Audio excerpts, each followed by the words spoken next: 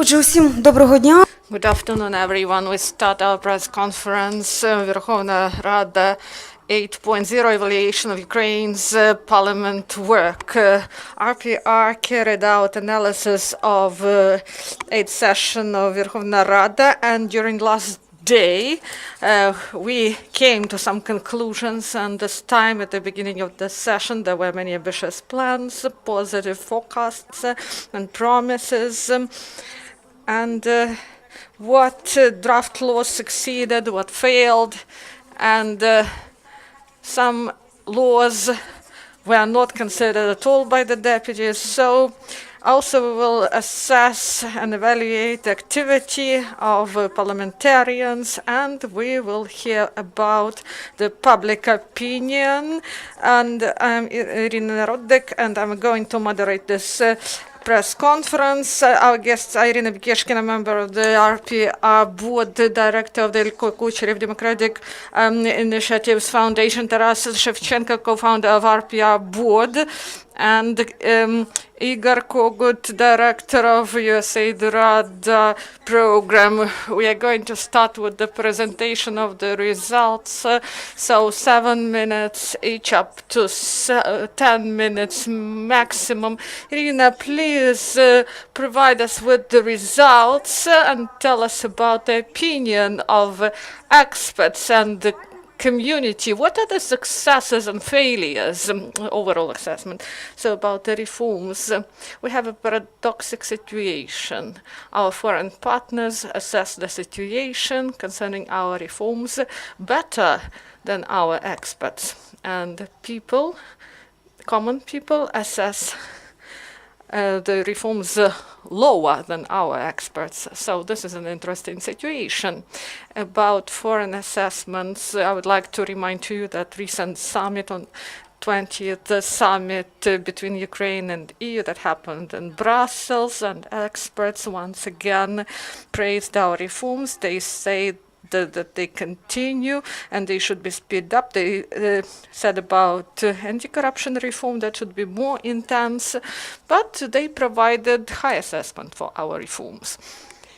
I would like to say about this, and I'm going to tell you about important but somewhat subjective view of the society, and you said it correctly. The public elects Supreme Council, and the public can elect another Supreme Council. So what are what is the basic motivation for this? So this survey happened in May, and we surveyed the experts of RPR, 70 experts from different spheres of life, and what results we've got. First, 5 most successful reforms of the last year. Opinion of RPR experts: medical reform, decentralization, anti-corruption reform, and experts were surveyed after the law on anti-corruption law was adopted. So medical reform and healthcare reform, creation of directorates. So overall assessment. So experts provide the assessment of 2.73 out of 5 scores. And 1.5 years ago, this was 2.52, even lower. When we ask the population to say about the successful reforms, 54% didn't mention any successful reform, relatively successful reforms. So pension reform 7%, reform over the army 6.5%, decentralization 6%, medical reform 6%, and 54% of the population, they do not see any successful reform in Ukraine. Why? Because there are priorities that are relatively stable throughout the years of survey: 2015, 2016, 2017, 2018. So for population, anti-corruption reform is really important, and it is even more important than healthcare, pension reform, reform of law enforcement bodies, and reform of the army, and increase of military capabilities. So we didn't have a lot of success in the sphere of anti-corruption, and that's why other reforms are not valued, and people who know about health care, they understand that anti-corruption reform is really important because it influences directly the healthcare reform. And people do not see the implementation of anti-corruption reform. But this was before anti-corruption law, maybe. The results will be different now, we will even see. But I believe that anti-corruption courts should study sufficient work, otherwise people won't see good results. Only 9% of people believe that anti-corruption reform in Ukraine is successful. 83% do not believe that fight against corruption is successful, and 50% believe that this reform failed. So 5 failed reforms, the opinion of RPR experts, nearly the same. Court reform, anti-corruption reform, tax reform, agrarian reform, and electoral reform. A second reason of low assessment of reforms by the population is absence of proper communication between the government and the public. We should speak about it, and this is serious. Only 10% of population believe that information about reform is enough. 74% believe that information provided by the government about reforms is not trustworthy and do not correspond to reality. So this is also about the policy of our media outlets, and we should understand that even positive things that are ongoing, people do not know about these positive things. Medical reform as an example of lack of insufficiency of information. 28% of population conclude the declaration with their doctors. Among those who didn't conclude, half people do not believe, do not know how to do this. So these are mainly elderly people. Also about the main drivers of reforms. So this is our question. What are the drivers and what are the brakes? So the opinion of the experts, they said that civil society organizations and volunteers are the drivers, then the Western countries, the government. So these are the main 3 powerful drivers of reforms. The president, 23%, 23% believe so, and coalition in the Verkhovna Rada even less. Now the opinion of population, the government, 31, civil society organizations, volunteers, population, Western countries, president, and the IMF and the World Bank. We can see this here. So the correlation of drivers and brakes is important. The opinion of experts, oligarchs, bureaucracy, officials, politicians, the same is provided by population, oligarchs, bureaucracy. So the position of the experts, political forces that constitute coalition in the Supreme Council, those who should drive these reforms, opposition, and the president, 46%. And as a driver, the president, 23%. The opinion of population, oligarchs, 39, bureaucracy, 39, government, 31, president, 26. So nearly the same as a driver and as a brake. So, and political forces that are included in coalition in the Supreme Council. And among them, there are no civil society organizations, Western countries, and the IMF. And the population believe that they also do not provide obstacles for reforms. So the risks for reforms, the opinion of the experts, so there are 2 major risks. The first one, concentration of efforts of politicians on election campaign and not on reforms. And the second one is populism. We do not know what will happen after elections, and also what should be done by RPR. First, there should be proper information campaign about population.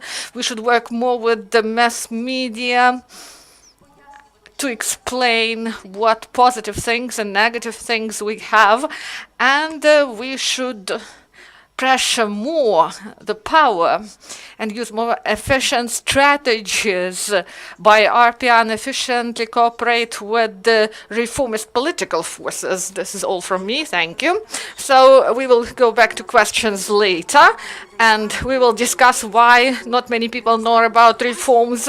They're not well informed about the reforms. So as I've said, it is really important that this coalition that should be the driver, the population believe that they are at the last place concerning the drive for reform. So I would like to give the floor to Mr. Taras Shevchenko, and he is going to tell us about the agenda of reforms. RPR prepares each week reformist agenda. At the end of the week, they analyze what was adopted and what was rejected. So if we analyze the 8th session, what are the main achievements, what draft laws failed, and what remains for the autumn? Thank you, Ina. First, I would like to say that these figures that were presented are really of interest, and the opinion of experts and the public differs greatly, but there are also coincidences. The oligarchs are seen as the main opponents, but what is important that the position of the government is viewed differently.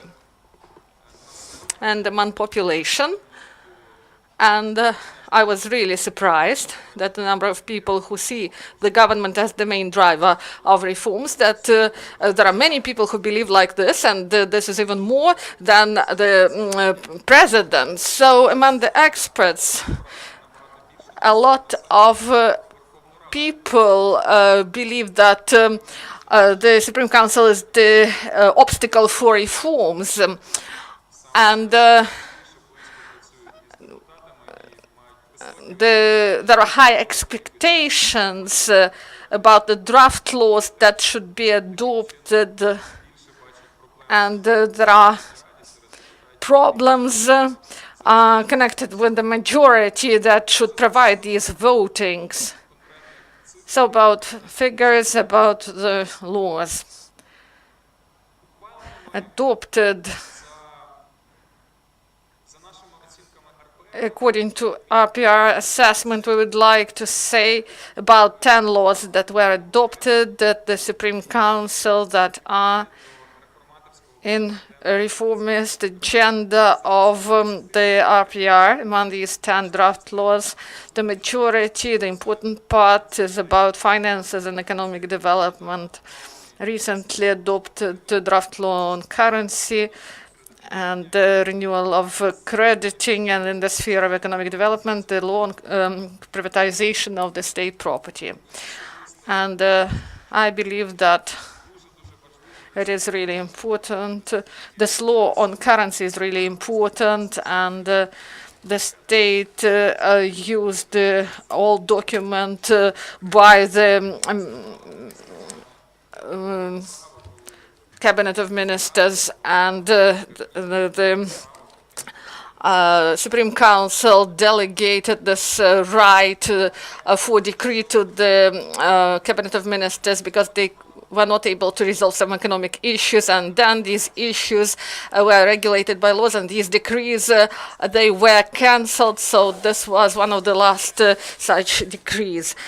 So decentralization is considered as one of the achievements of reforms, and also important draft law about voluntary unification of territorial communities between villages and regional towns in order to move forward and to in order to enlarge communities. A strategic ecological assessment. This draft law was considered for a long time at the Supreme Council, and it was approved. The draft law on national security concerning increase of social standards for the protection of the servicemen. This is one more important achievement. The sphere of national memory. This is the draft law on the improvement of procedure procedures of rehabilitation of the victims of repressions by communist totalitarian regime, 1917-1991 is also an important topic.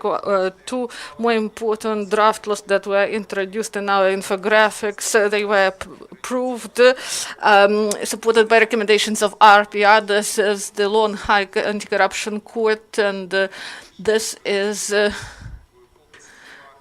was in the focus of NGOs, both Ukrainian and international, IMF, and I believe that this is the most significant event, the adoption of this law. And I'm glad that RPR experts actively participated in the promotion of this topic, and also the law on national security. And now about the disadvantages. Three important laws were not passed by the Verkhovna Rada, and one of them also dealt with the decentralization topic. Particularly the law number 24/89 about the civil service in local self-government bodies, which provided new legal and administrative arrangements. It has not passed. The bill number 2702 about outdoor advertising, and media reform bill about strengthening the reform of printed mass media. It had to fulfill the gaps in legislation, and after failure of this law in the parliament, the new draft law has to be registered. Among the deaths, so to say, of Verkhovna Rada, these are electoral code, and this topic may become rather notorious one in the whole, approximately at the level of debate and tensions that we had with the anti-corruption code, the anti-corruption law. Of course, electoral code is expected to become one of the key issues for debate in the parliament this season.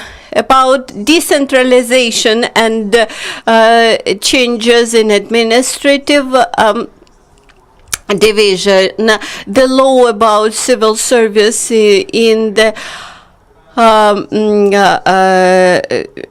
local self-government bodies, then the energy sector may become about the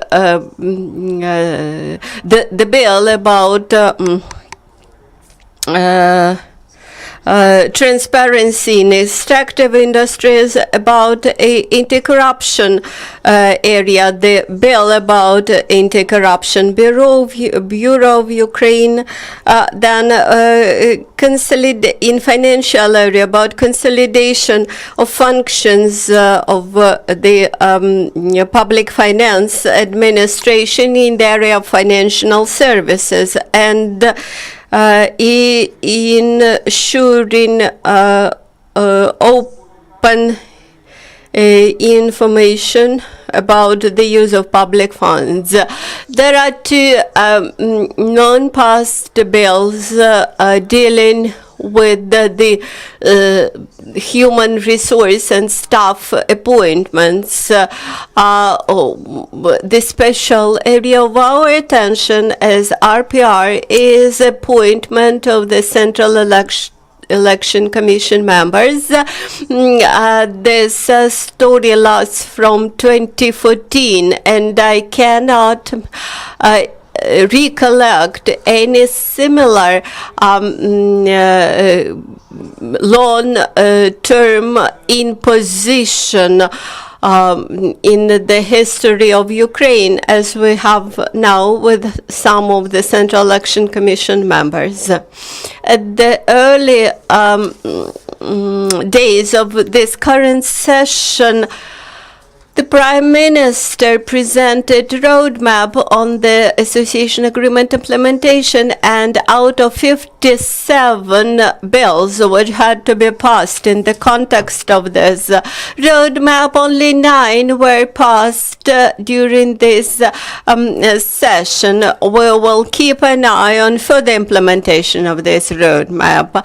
Thank you. Now let's discuss not just the capacity of Parliament to reform this country and pass necessary laws, and the issue is whether the Parliament is able to reform themselves. Look at this picture. This is the last day of the MPs working in the Parliament, while the registration system, voting registration system, had registered more than 350 members on that day present in the Parliament. So obviously the piano playing is used. Thank you for the question about reforming the Parliament. The ability of the Parliament, its readiness to reform itself, demonstrate its strength and capacity. Of course, the reform course implementation is not possible without reforming of the Parliament, and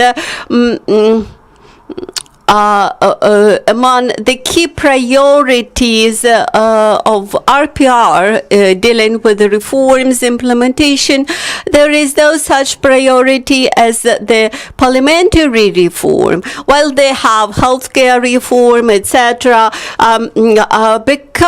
and this should raise our concerns, because without the Parliament, without its readiness to pass necessary bills, we won't be able to pass tough reforming acts.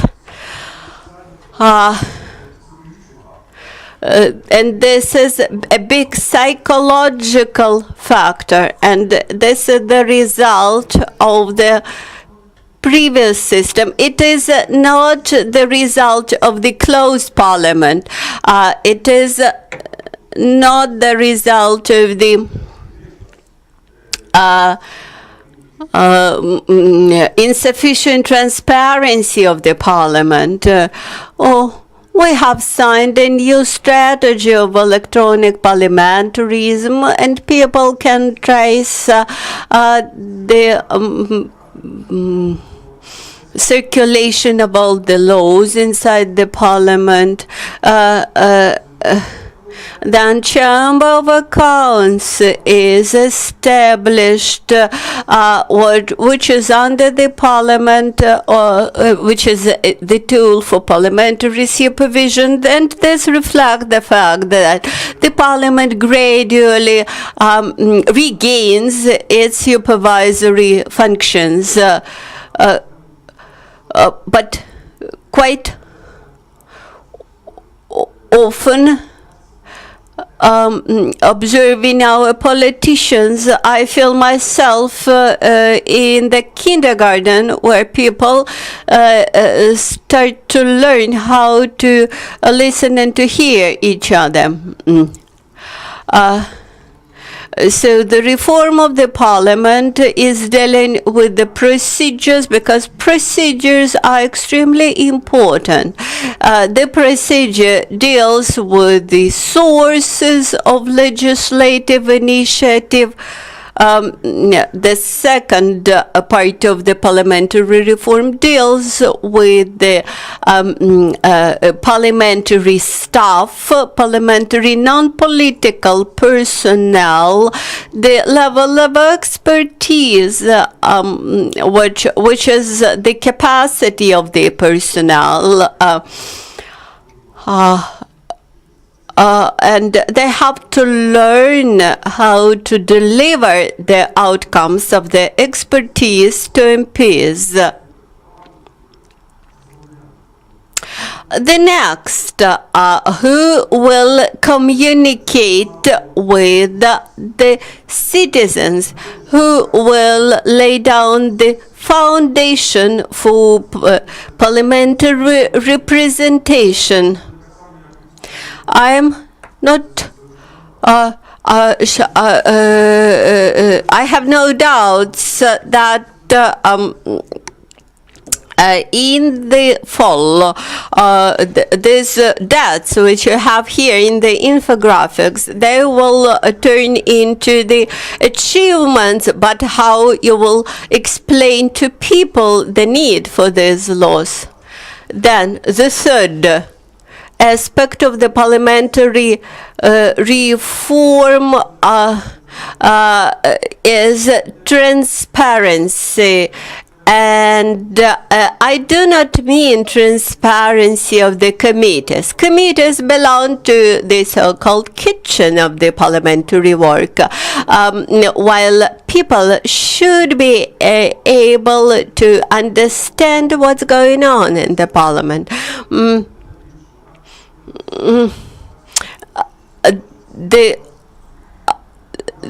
The idea is to create centralized database of all legislative initiatives, which would be able to trace back those initiatives to prioritize them, etc.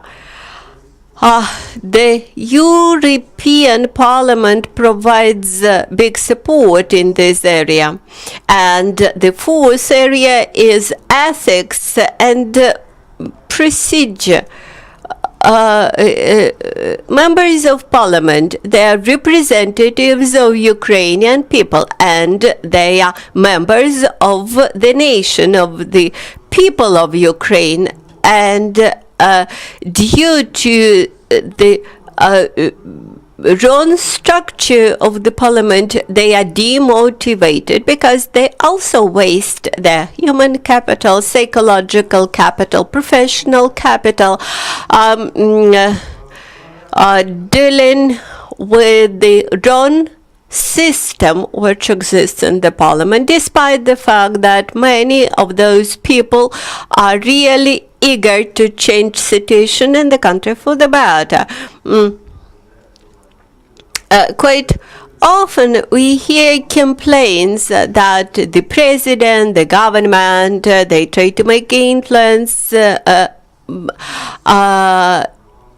upon the parliament, but nothing would hide the fact that we lack discussion inside the parliament. So, speaking about parliamentary reform, we should not see it as an abstract thing. We should clearly understand what it covers and what it brings in. Discussing the document about all open parliament, one of the foreign ambassadors described the new representative role of the parliament as the educational and representative modern one. Representing here the technical aid project on one side, on the other side representing civil society, I would like to mention that jointly with RPR we managed to held local fora,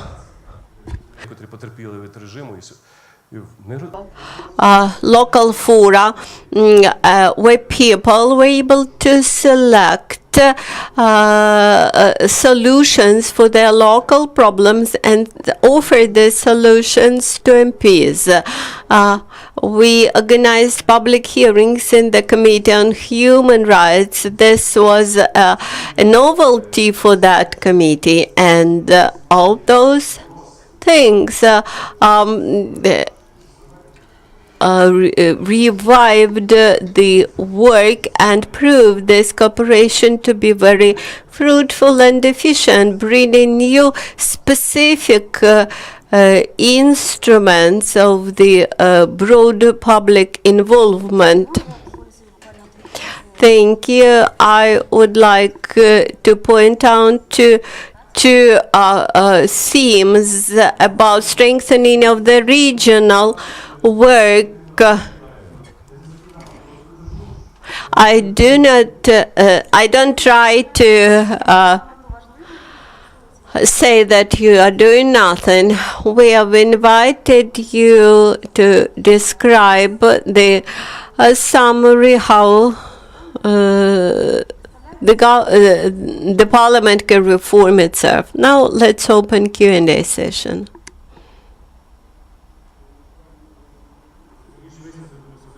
Serhiy Shvets, 1+1 TV channel. I would like to support the moderator who asked to you the direct question. Each plenary session we observe non-attendance of this parliamentary meetings by MPs. This influences on the quality of the laws. This influences very much the attitude of people towards the parliament. What can we do to reform the parliament, at least to force them to attend the meetings and to stop with the piano playing?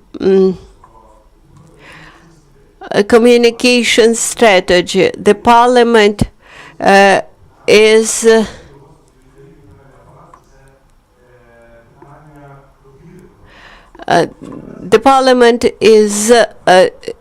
an institution which should have trust from population. People do not understand why they have to work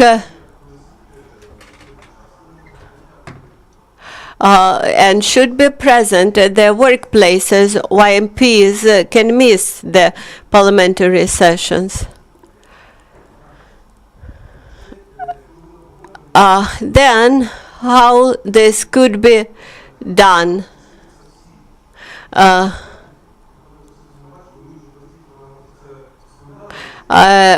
About experience of other parliaments, for example, Knesset, which shows the signals from each member parliament, from each MP seats, and everybody can see whether this or that MP in the parliament. And the third component of it is ethics. Well, we have the ethical codes of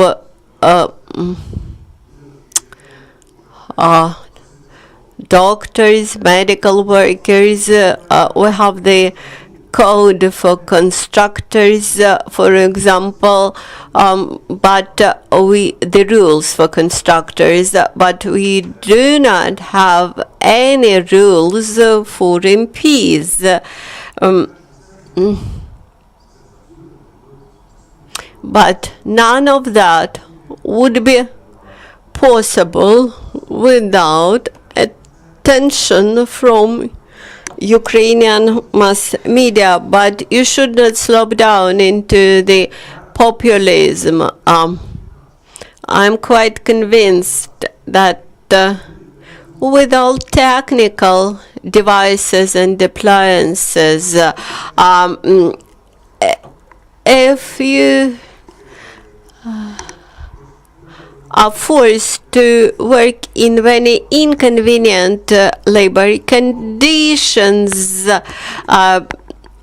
you are unable to work. In no parliament in the world, MPs have to stay from 9 to 6. Actually, major legislative work is done in the committees. And we have a big number of MPs who do not visit committee sessions, and this is even more important than plenary sessions. The youngest MPs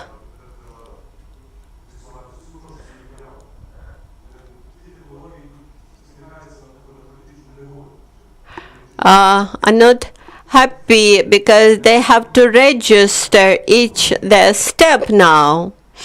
So they have to work in the committees and in the constituencies. Today we have brought one German professor who will explain how to work properly in the constituencies.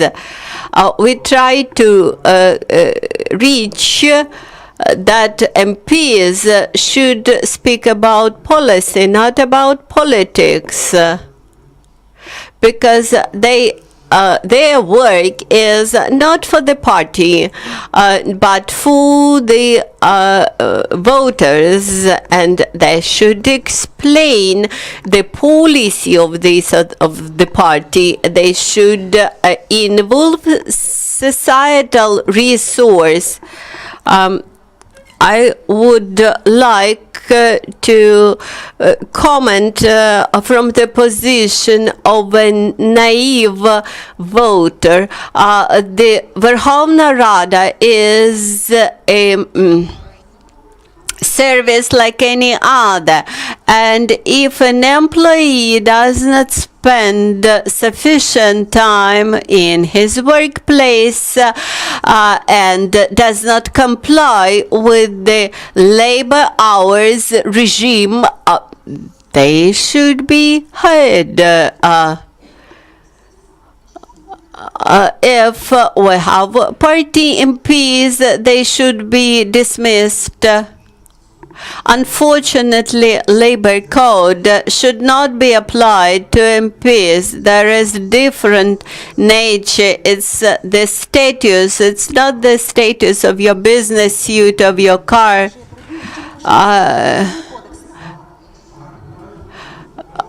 Why they, well, Пане Ігоре, наскільки реально запровадити норму, щоб були якісь жорсткі покарання? Igor, is it possible to introduce any rule, any punishment against MPs? It's very difficult. Ethic code in Estonia.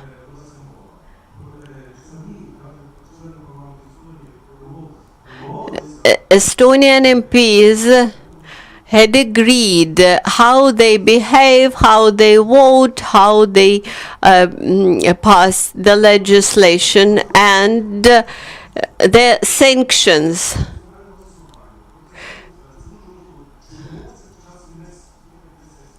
And a question from us, why our MPs start this discussion at the end of the session. I think during election campaign, journalists maybe should ask MPs, do you agree that MPs should be dismissed from their positions after some missings in the sessions?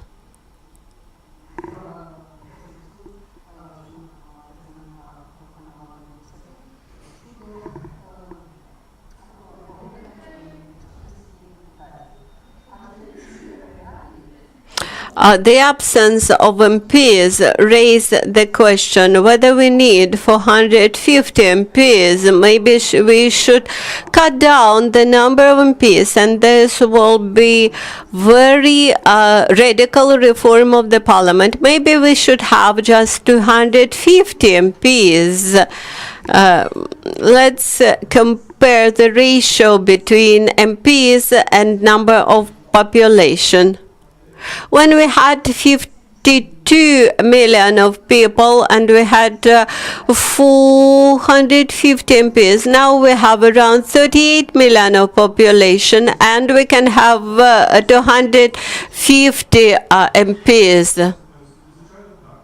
From financial point of view, pure financial point of view, it's too expensive. From the point of view of representation, a bigger number of MPs allows to represent people more carefully. People who stay now near Verkhovna Rada, there is a lack of communication.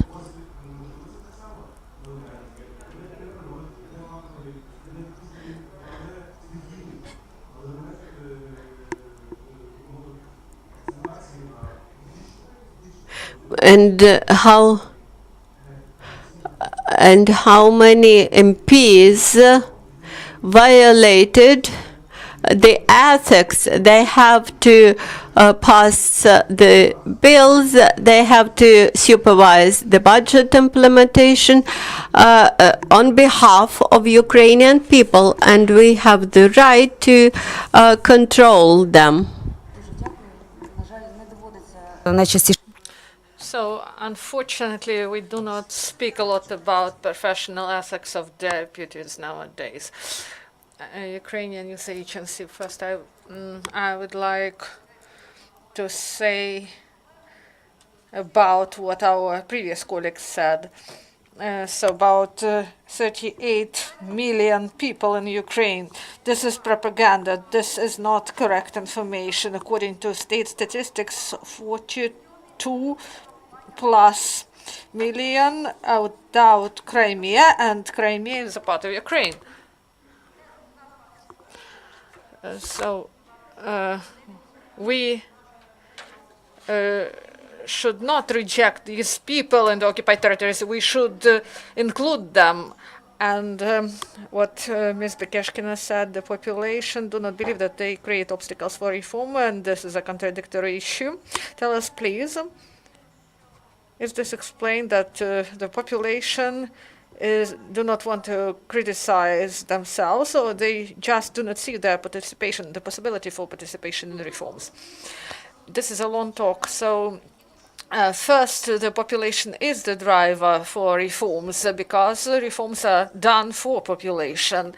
And often, maybe not so often, but usually populism, the promises that are made to do everything at once. This is connected with expectations of people. Some people believe that everything can be done at once, and if it is not done at once, it means that they are bad and they want to elect someone who can do everything at once. So this is an overall situation in the country. Let's look at the history of elections in Ukraine. Always, except one time in 1992, opposition won, because this is the auction of promises, and they say that they provide free of charge health care, but they do not say about real situation and what it can be at this stage of the development of society. So it may be better, but it cannot be as you want it to be, objectively. So I believe that people are afraid of saying the truth, that objectively maybe people who are able to partially pay for the medical service, maybe they should pay, but they even are afraid of speaking about it. That's why reforms do not satisfy people, because the reforms are not properly communicated to people, and sometimes people just do not want to know about them, because they believe that God will come in the form of the power, or in the form of civil society organizations. People do not trust the power, but they trust volunteers and civil society organizations, and they want that these organizations fight for their rights. So in some way, population demands and this reforms, and they are the drive for the reform, they pressure, but sometimes they delay the reform. Thank you. One more question, please.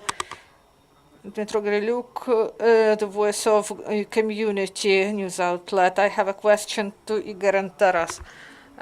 Igor, you studied a lot of procedures from other parliaments.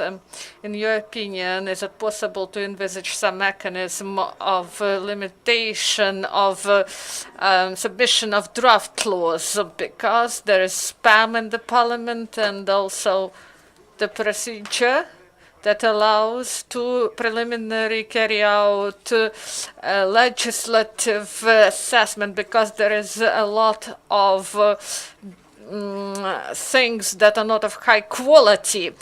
So I am not speaking about Barn and his draft law on the prohibition in the sphere of sexual orientation. So this is one of the examples of this. So Taras, I have a question to you about those issues that we've analyzed, about those issues that were voted for. What will happen to the state about the procedures and the office and the electoral rights of the IDPs, because they do not all have the rights to vote. So, and maybe they will end everything with the issues of CEC. So we have 3 minutes each. First important issue. So there are different legal procedures. I'm speaking about legislation. So legislative initiative is not always a draft law. I believe that this can be legislative proposal, the proposal to the government, and the voters, they address us, and we know that some things are on a communal sphere, there is some corruption, so it is important to provide the request. And these examinations and consideration by the committees, and then there will be a second reading, so many proceedings.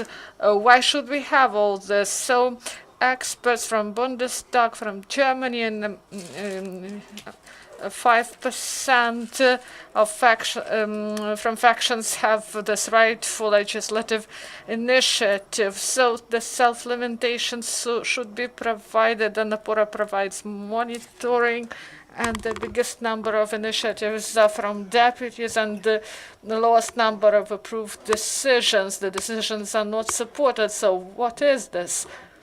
Unfortunately, our talk with the people's deputies about self-limitation, this is a long process.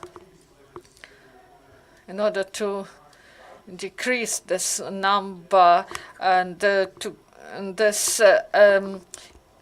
they do not want to be deprived of this right of this legislative initiative. That's why we should make it more rational, this procedure of legislative initiative.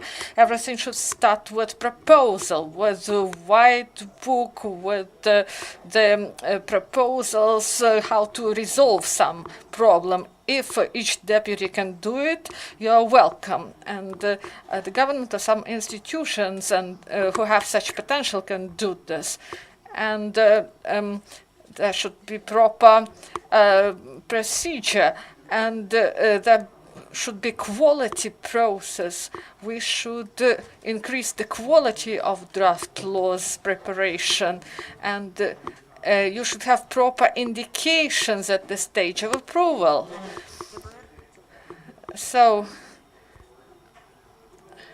both topics you've raised is really important about the State Bureau of Investigation and IDP's rights. I believe that both issues will be resolved, and a lot has been done in both areas. So do we have political will for this, as they say? So the wish of politicians to resolve such issues, I'm not sure about this. maybe without the pressure from the public, from the journalists, maybe there won't be changes. And about population, how it perceives itself, whether they are drivers or obstacles. We believe that population is not a separate institution, and people in the majority of cases do not see their personal responsibility or their personal participation. They participate during elections, and they delegate these rights to the deputies, and responsibilities is seen as the responsibilities of institutions, NGOs. So in my opinion, the topic of cancellation of deputies' immunity, it can influence on the parliament, and more deputies will be present in the parliament. I believe that deputy immunity will be cancelled, and after the cancellation of deputies' immunity, there will be better attendance of the sessions, because those who are just trying to get rid of responsibility, they won't go to the parliament. So they are, if a deputy, the deputy should be known, he should compete with other deputies, not only by his money. The situation will change. Maybe there will be structural changes, and the decision will be taken in the first reading, and many issues will be shifted to the level of committees.